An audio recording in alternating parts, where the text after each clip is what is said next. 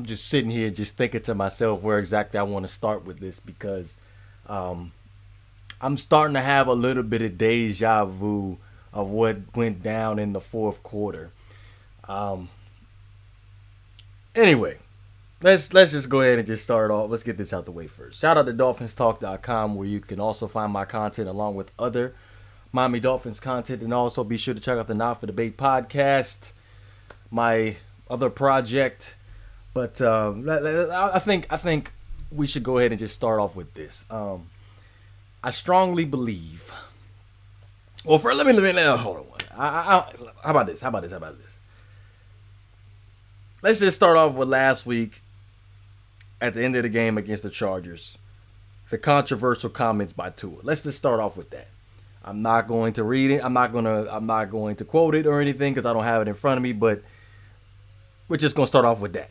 Those controversial comments. Can't do that. Let's just start off with that. Can't do that. Now, let's go ahead and get into the game. Now, when I said in the preview video, let's not allow them to run the football. We have to stop that early and often during the course of this game, and it ended up happening. 15 carries for Melvin Gordon, 84 yards rushing, 2 touchdowns. 16 carries for Philip Lindsay, 82 yards. They both were averaging over 5 yards per carry. It's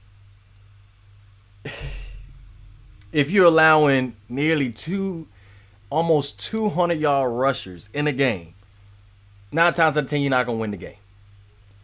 9 times out of 10 you're not gonna win the game. Now, along with that, the Denver Broncos also played some excellent defense during the course of this game. Was able to provide excellent bump and run coverage on the Miami Dolphins receivers. That was one of my biggest concerns for the Miami Dolphins moving forward is how were they going to act towards bump and run man-to-man coverage.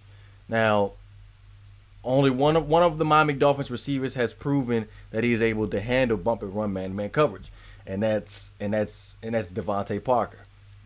6 catches, 61 yards, and a touchdown. Now,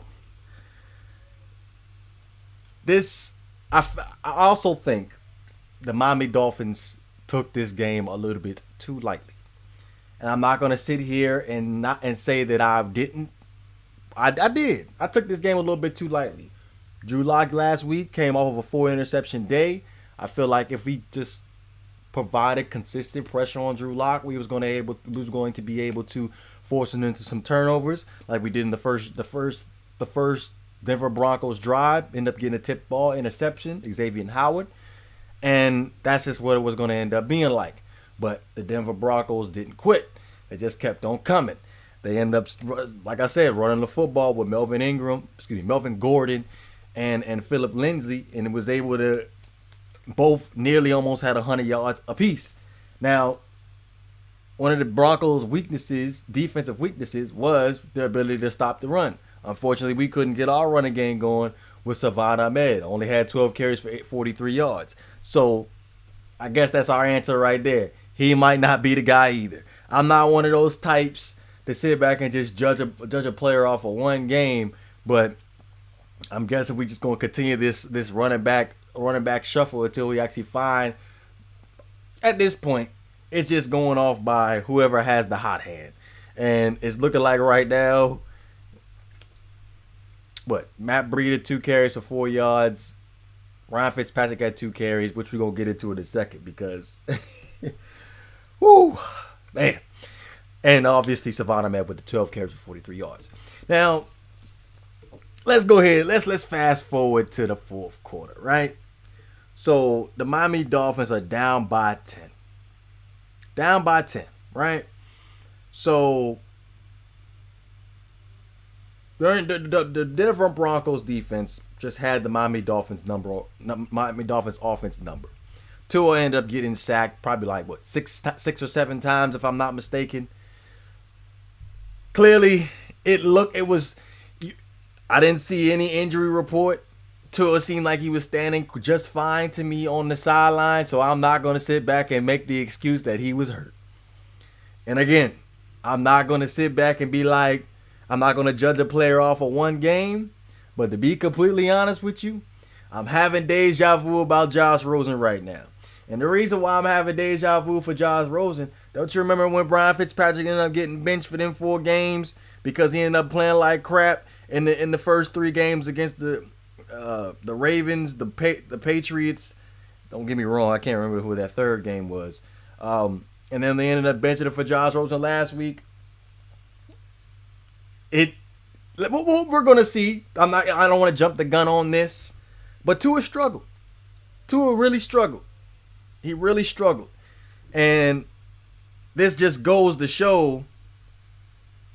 Well, proves my freaking point. Actually, again, I'm not gonna jump the gun. When you have great defense, putting you in break situations for you to put points on the board. And great defense for them to be able to hold teams to manageable points. That's the end result. And when you look at it, Tua wasn't exactly lighting it up on the scoreboard stats wise. It was just game manager type numbers. That's just all it was. And goes to show today that wasn't the case. Because when we came into the 4th quarter, I was like, all right, cool. We're going to see it. Really going to sit back and see what Tua could do in survival mode.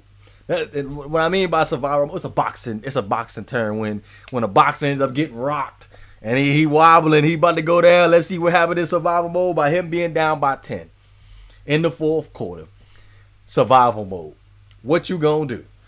And by him getting benched, again, I'm not going to sit back and jump the gun, but it just seems a little bit I smell a little bit of Josh Rosen treatment in the air. I'm just smelling it. But I know the Tua cult going to hit me up in the comment section. They're going to be like, you don't know what you're talking about. Hey, again, I'm not going to sit back and just jump the gun. I'm just being completely 100. I'm just telling you what I see. Just telling you what I see. But it's unfortunate, man. What is it, like a 6-game winning streak? I keep losing track because it's all new to me at this point. The Bobby Dolphins were actually on a freaking streak. Well, a lot of us thought that the next upcoming games were going to be a walk in the park. Got the Cincinnati Bengals, which is unfortunate for Joe Burrow. Like I just did not want to see him go down, to be honest with you. But it just goes to show. Again, we sat back and had this conversation ever since we started this YouTube channel. Got to build around the quarterback before you insert the quarterback in the position for you to have success. And the Cincinnati Bengals were unable to do that with the consistent problems with the offensive line unable to block. But, man. Whew, it's a tough loss for us. We go sit down and have a conversation about this tomorrow because I want to sit down and listen to this press conference. You know what it is. If you enjoy the content, please don't forget to hit that like and subscribe button. Also, you can find me on DolphinsTalk.com along with other Miami Dolphins content. Be sure to check out the Not for Debate podcast. This is GreatOne DeVore. I'm up out of here.